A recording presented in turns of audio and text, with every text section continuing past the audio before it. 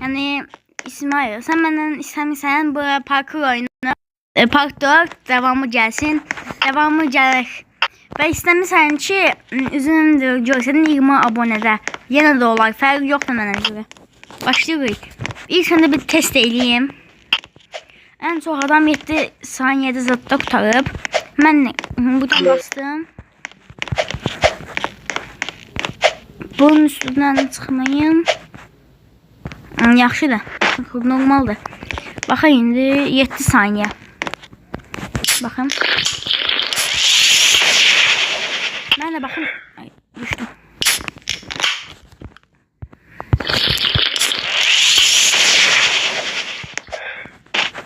Mən özümü oynatıram ki, çıxamam olmur. Buradan böyle gelsem.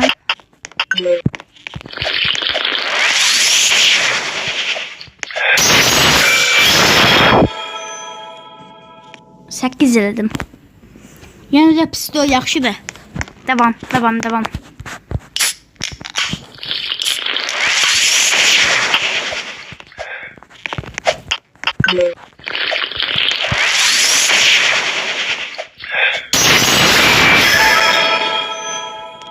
Rekor keçdim.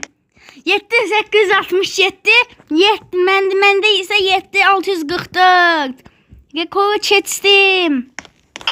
Və o bilgisayarına da baxın. Məsələn, yaşıl. 6. Baxın.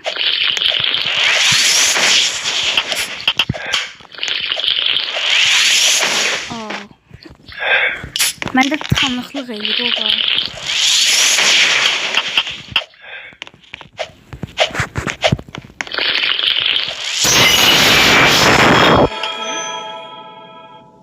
Adam 6 saniyede kurtarır.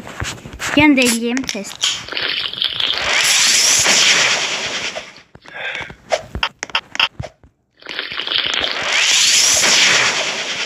Mən onu keçə bilməyəcəm. Özümü atım aşağı. Yenə.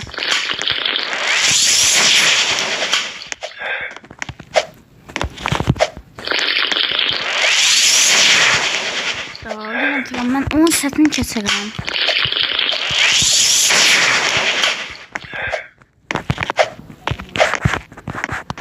Yanatım.